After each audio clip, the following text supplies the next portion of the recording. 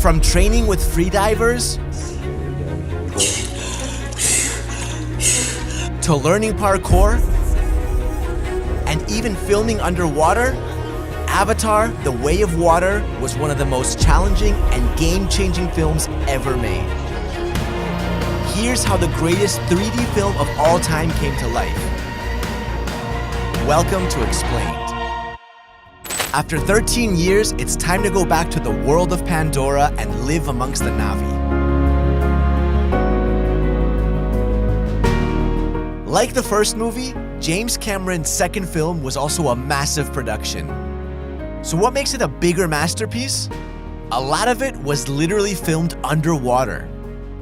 So the physical challenges the actors overcame, combined with the unique performance capture systems, is absolutely insane. But how exactly did James Cameron pull this off? For starters, the actors' physical abilities were pushed to the limit. They learned skills like archery. I can only shoot like a Na'vi. I cannot do archery like a human. And even parkour.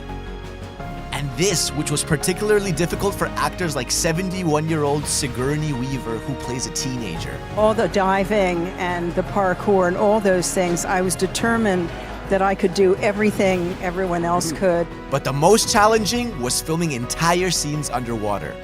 Usually in films, underwater scenes are filmed on dry land. Remember this scene from the first Avatar film, where a Thanator chases Jake over a waterfall?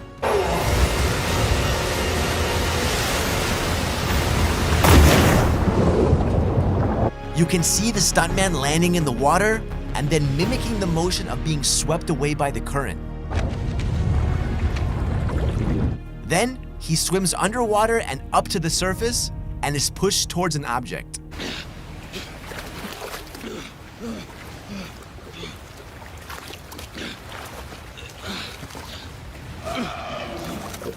While this technique may have worked for a short scene, Cameron had to find a more natural way to film longer underwater scenes in Avatar 2. The way of water connects all things. So he literally had the cast train with freedivers in Hawaii for months.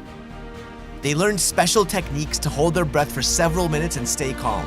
We did work with world-renowned free divers that train Navy SEALs. He gets us in a meditative state, and he helps us lower our heart rate. He helps us learn how to, through breathing techniques, like put a lot more oxygen into our bloodstream and eliminate a lot more, carbon dioxide, so that we can sustain our breath. But the natural urge to breathe can be strong. So Kirk Crack, a highly skilled diving professional and coach, taught them how to distract themselves if that happened. When the desire to breathe comes, he called it the dirty villain. And you ignore the dirty villain, you go, ha, you, go away. And then you try to do all these mind games, like I used to paint myself blue, pretend, and then I'd sing Speed Bunny Boat like a, bird on the wing, and anything you can do to keep from thinking about, I really want to breathe. In fact, some of the actors set records on set, with Sigourney Weaver doing a breath hold for 6.5 minutes and Kate Winslet holding her breath for 7 minutes and 15 seconds. Here we go.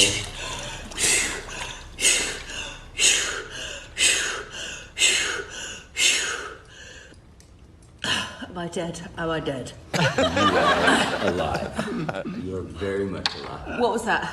What do you think it was? I don't know. It could have been 6:10. It could have been 7:10. It was 7:15. If you've enjoyed the video so far and want to see more of these, hit that like button and subscribe to Explained. Actors also had to master acting out emotional scenes underwater and avoid blinking as much as possible. And this wasn't an easy trick either. Your movements are very, very different underwater.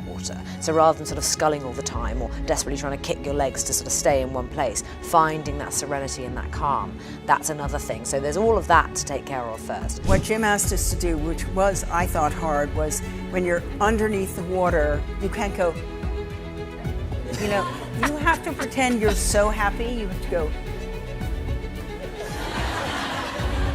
While professional underwater gymnasts performed the dance scenes for the movie, the actors had to learn to perform natural fluid movements for other scenes. And to help them move faster and more efficiently when needed, the actors had jetpacks strapped to their hands. They also had underwater scooters that looked like rideable aquatic creatures.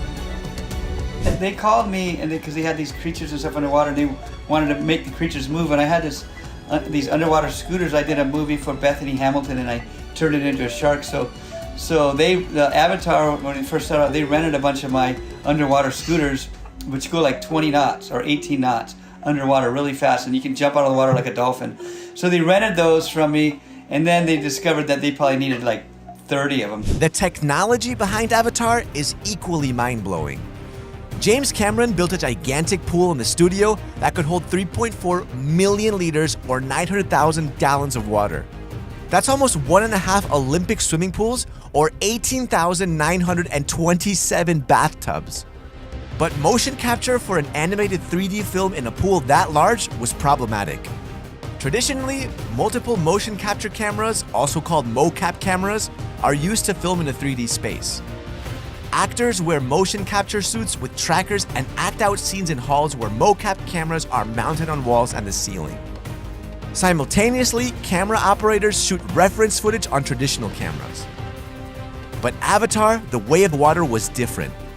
A lot of the scenes were filmed underwater, so they had to come up with a new performance capture system. For the scenes on dry land, Cameron used a specifically configured Sony Venice camera with a 3D stereoscopic beam splitting system. Then, to capture the action on the water surface, he used mocap cameras mounted on the ceiling above the pool. And for the underwater scenes, a large number of special motion capture cameras were built and mounted inside the pool. Even the camera rigs used by the underwater cameramen were specially made. Traditional underwater camera housing wasn't an option for the 3D cameras they were using. On the other hand, the usual IMAX beam splitter rigs weren't an option either because they weigh over 100 kilos. So Cameron got in touch with Powell Actil, who created the DeepX 3D. This rig weighs less than 30 kilos, which isn't a lot when you're floating in water, and they can be operated by just one person. The cameras were also combined with custom Nikonos submersible lenses, which gave them clean, distortion-free 3D IMAX footage. Besides this, the actors wore head-mounted cameras as well and had waterproof markings on their face to record expressions for animations. But there was one last issue. The cameras were having a hard time focusing on the white motion trackers on the actors' suits. So they filled the surface of the pool with thousands of white opaque balls. This helped cut the light reflections in the water without obstructing the actors from reaching the surface whenever they wanted. Avatar: The Way of Water was finally brought to life by VFX house Weta Digital. And one thing's for certain, this film will not only break records once again, it will also transform the future of underwater filming and motion capture. Are there any amazing facts you know about the new Avatar film? Tell us about it in the comments, and don't forget to subscribe to Explained.